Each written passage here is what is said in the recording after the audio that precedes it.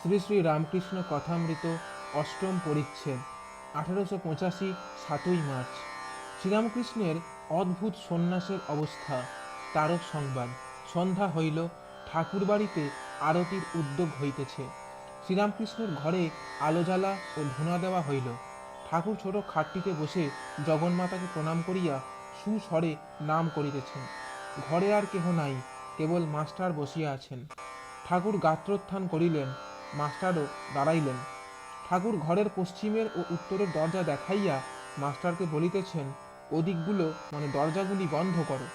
Master দরজাগুলি বন্ধ করিয়া বারান্দায় ঠাকুরের কাছে আসিয়া দাঁড়াইলেন। ঠাকুর বলিতেছেন, একবার কালীঘরে যাব। এই বলিয়া মাস্টারের হাত ধরিয়া ও তাহার উপর ভর দিয়া কালীঘরের সম্মুখে চাতালে গিয়া উপস্থিত হইলেন, আর সেই স্থানে বসিলেন। বসিবার পূর্বে বলিতেছেন, তুমি বরং ওকে ডেকে দাও। মাস্টার বাবুরামকে ডাকিয়া দিলেন। ঠাকুর মা কালী দর্শন করিয়া বৃহৎ উঠানের মধ্যে দিয়া নিজের ঘরে ফিরিতেছেন, মুখে মা মা রাজ রাজেশ্বরী। ঘরে আসিয়া ছোট খাটটিতে বসিলেন। ঠাকুরের একটি অদ্ভুত অবস্থা হইয়াছে। কোনো ধাতু দ্রব্যে হাত দিতে পারিতেছিলেন না। বলিয়াছিলেন, মা বুঝি ঐশ্বর্যের ব্যাপারটি মন থেকে একেবারে তুলে দিচ্ছেন। এখন কলাপাতায় আহার করেন, মাটির ভাঁড়ে জল খান, গাড়ু ছুঁইতে পারেন না, তাই ভক্তদের মাটির ভাঁড় আনিতে বলিয়াছিলেন। গাড়ুতে বা থালায় হাত দিলে ঝনঝন করে, যেন শিঙি মাছের কাঁটা বিঁধছে। প্রসন্ন কয়টি ভাঁড় আনিয়াছিলেন, কিন্তু বড় ছোট। ঠাকুর হাসিয়া বলিতেছেন, ভাঁড়গুলি বড় ছোট, কিন্তু ছেলেটি বেশ। আমি বলাতে আমার সামনে ন্যাংটো হয়ে দাঁড়ালো, কি ছেলে মানুষ। বেলঘরের তারক একজন বন্ধু সঙ্গে উপস্থিত হইলেন। ঠাকুর ছোট খাটটিতে বসিয়া আছেন, ঘরে প্রদীপ জ্বলিতেছে। মাস্টারও দুই একটি ভক্ত বসিয়া আছেন। তারক বিবাহ করিয়াছেন। বাপ মা ঠাকুরের কাছে আসিতে দেন না। কলিকাতায় বউবাজারের কাছে বাসা আছে, সেইখানেই আজকাল তারক প্রায় থাকেন। তারককে ঠাকুর বড় ভালোবাসেন। সঙ্গী ছোকরাটি একটু তমগুণী, ধর্ম বিষয় ও ঠাকুরের সম্বন্ধে একটু ব্যঙ্গ ভাব। তারকের বয়স আন্দাজ 20 বৎসর। তারক আসিয়া ঠাকুরকে ভূমিষ্ঠ হইয়া প্রণাম করিলেন। শ্রীরামকৃষ্ণ তারকের বন্ধুর প্রতি, একবার দেবালয় সব দেখে এসো না বন্ধু, ওসব দেখাচ। শ্রীরামকৃষ্ণ, আচ্ছা, তারক যে এখানে আসে এটা কি খারাপ? বন্ধু, তা আপনি জানেন। শ্রীরামকৃষ্ণ, ইনি হেডমাস্টার। বন্ধু, ও। ঠাকুর তারককে কুশল প্রশ্ন করিতেছেন, আর তাহাকে সম্বোধন করিয়া অনেক কথা কহিতেছেন। তারক অনেক কথাবার্তার পর বিদায় গ্রহণ করিতে উদ্যত হইলেন। ঠাকুর তাহাকে নানা বিষয়ে সাবধান করিয়া দিতেছেন।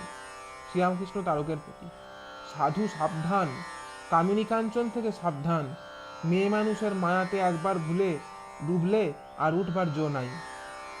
বিশালাক্ষীর যে একবার পড়েছে সে আর উঠতে পারে না। আর এখানে একবার আসবি। তারক, বাড়িতে আসতে দেয় না। একজন ভক্ত, যদি কারু মা বলেন, তুই দক্ষিণেশ্বরে যাস নাই, যদি দিব্যি দেন আর বলেন, যদি যাস তো আমার রক্ত খাবি। শ্রীরামকৃষ্ণ, যে মা ও কথা বলে সে মা নয়, সে অবিদ্যারূপিণী। সে মার কথা না শুনলে কোনো দোষ নাই। সে মা ঈশ্বর লাভের পথে বিঘ্ন দেয়। ঈশ্বরের জন্য গুরুজনের বাক্য লঙ্ঘনে দোষ নাই। ভরত রামের জন্য কৈকেয়ীর কথা শুনে নাই। গোপীরা কৃষ্ণ দর্শনের জন্য পতিদের কথা মানা শুনে নাই। প্রহ্লাদ ঈশ্বরের জন্য বাপের কথা শুনে নাই।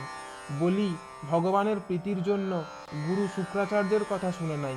বিভীষণ রামকে পাবার জন্য জ্যেষ্ঠ ভ্রাতা রাবণের কথা শুনে নাই। তবে ঈশ্বরের পথে যেও না, এ কথা ছাড়া আর সব কথা শুনবি। দেখি তোর হাত দেখি। এই বলিয়া ঠাকুর তারকের হাত কত ভারী যেন দেখিতেছেন। একটু পরে বলিতেছেন, একটু আর আছে, কিন্তু ওটুকু যাবে। তাকে একটু প্রার্থনা করিস, আর এখানে একবার আসিস, ওটুকু যাবে। কলকাতার বউবাজারের বাসা তুই করেছিস?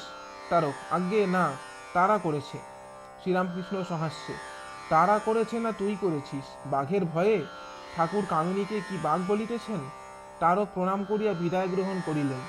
ঠাকুর ছোট খাটটিতে শুইয়া আছেন, যেন তারকের জন্য ভাবছেন। হঠাৎ মাস্টারকে বলিতেছেন, এদের জন্য আমি এত ব্যাকুল কেন? মাস্টার চুপ করিয়া আছেন, যেন কি উত্তর দিবেন ভাবিতেছেন। ঠাকুর আবার জিজ্ঞাসা করিতেছেন আর বলিতেছেন, বলো না। এদিকে মোহিনীমোহনের পরিবার ঠাকুরের ঘরে আসিয়া প্রণাম করিয়া একপাশে বসিয়া আছেন। ঠাকুর তারকের সঙ্গীর কথা মাস্টারকে বলিতেছেন। শ্রীরামকৃষ্ণ: তারক কেন ওটাকে সঙ্গে করে আনলে? মাস্টার: বোধ হয় রাস্তার সঙ্গী, অনেকটা পথ, তাই একজনকে সঙ্গে করে এনেছে। এই কথার মধ্যে ঠাকুর হঠাৎ মোহিনীর পরিবারকে সম্বোধন করে বলছেন, অপঘাতে মৃত্যু হলে পেতনি হয়, সাবধান, মনকে বুঝাবে। এত শুনে দেখে শেষকালে কি এই হলো? মোহিনী এইবার বিদায় গ্রহণ করিতেছেন, ঠাকুরকে ভূমিষ্ঠ হইয়া প্রণাম করিতেছেন। পরিবারও ঠাকুরকে প্রণাম করিতেছেন।